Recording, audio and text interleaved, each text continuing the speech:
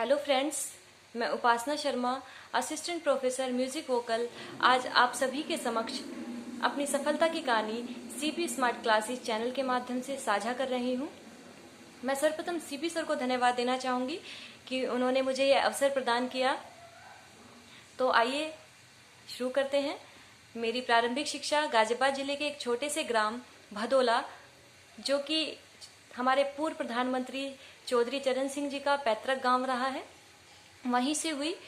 मेरे बाबा जी योगेश्वर पंडित धर्मपाल शर्मा जी, जो एक वैद्य होने के साथ साथ अच्छे शिक्षक भी थे, वे गांव में ही कक्षा 1 से कक्षा 8 तक स्कूल चलाते थे और निःशुल्क शिक्षा प्रदान करते थे।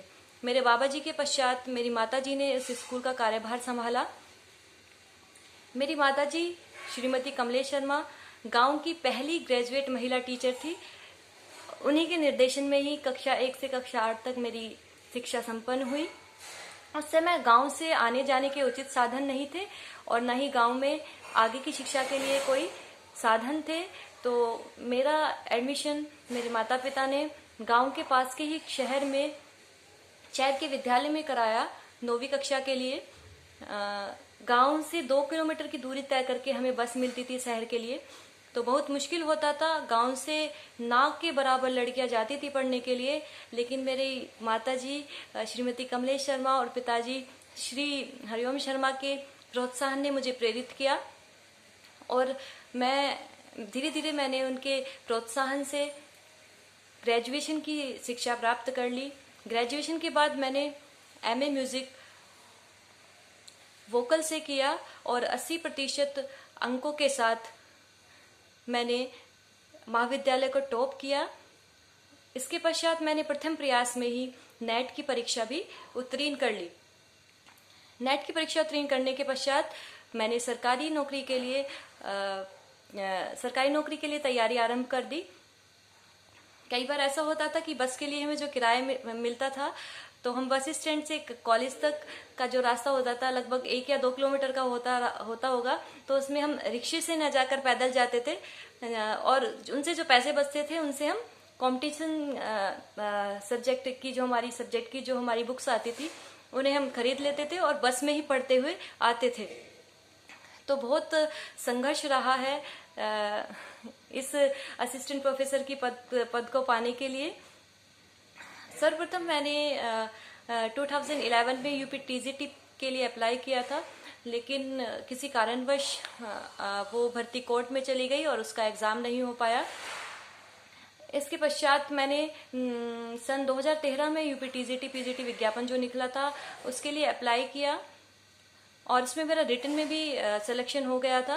रिटन के सिलेक्शन के बाद मुझे इंटरव्यू के लिए कॉल आया। मैं इंटरव्यू देने गई, लेकिन दुर्भाग्यवश मेरा इंटरव्यू के बाद फाइनल सिलेक्शन नहीं हो पाया।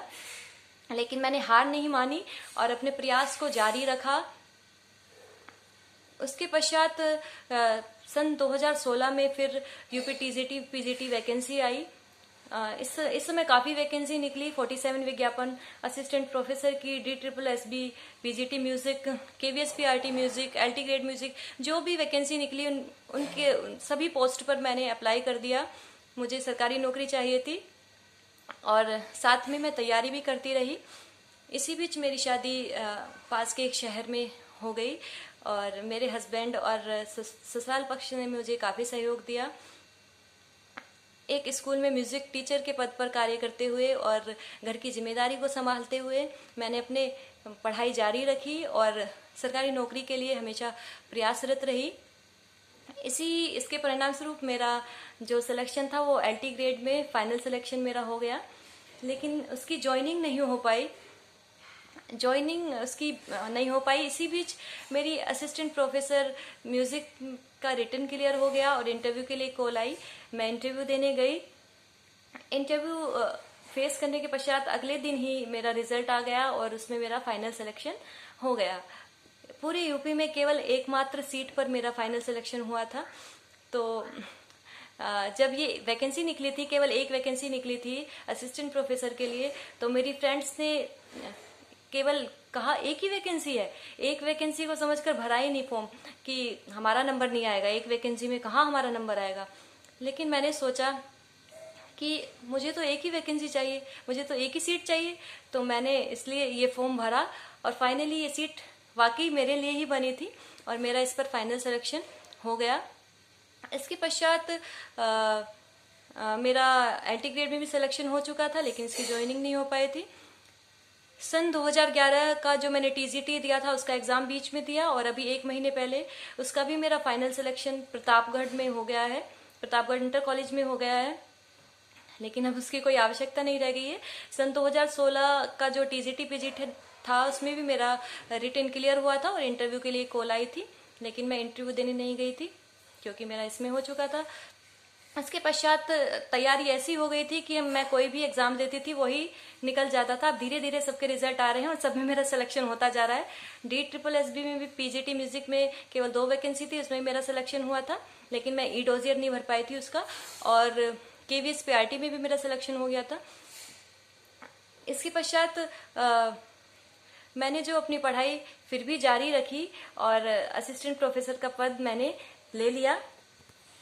मैं विभिन्न प्रतिभागियों से बस यही कहना चाहूँगी कि जो आयोग द्वारा ये वैकेंसी निकलती हैं ये काफ़ी सालों बाद निकलती हैं। जैसे कि 2016 में यूपी टीजीटी पीजीटी विज्ञापन आया था और अब 2020 में इसका विज्ञापन आने वाला है। तो आप सभी के लिए सुनहरा मौका है, आप अभी से ही तैयारी के लिए जुट जाइए। और संगीत गायन वादन की अगर आपको मार्गदर्शन चाहिए तो आप हमें हमारे कॉन्टैक्ट नंबर पर कॉल कर सकते हैं या मैसेज कर सकते हैं। हमारा कॉन्टैक्ट नंबर है 8299226960 पर आप मैसेज करें, उस पर लिखें एंट्री टीजीटी की अगर आपको तैयारी करनी है तो टीजीटी और पीजीटी की करनी है तो पीजीटी, एंट्री टीजीटी 2020 या entry TGT PGT 2020 music classes लिखकर भेज दीजिएगा। यह आपके लिए सुनहरा अवसर है।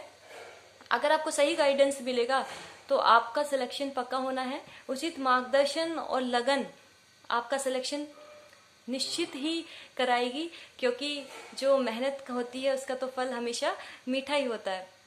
जिस समय मैं तैयारी कर रही थी तो उस समय ऐसा लगता था, जब ये पढ़ती थी मैं कोटेशन मेहनत का फल मीठा होता है, तो मैं कहती थी हमेशा पापा से कहती थी, पापा कहाँ मेहनत का फल मीठा होता है, मैं तो इतनी टाइम से तैयारी कर रही हूँ लेकिन मेरा सिलेक्शन फिर भी नहीं हो पाता है।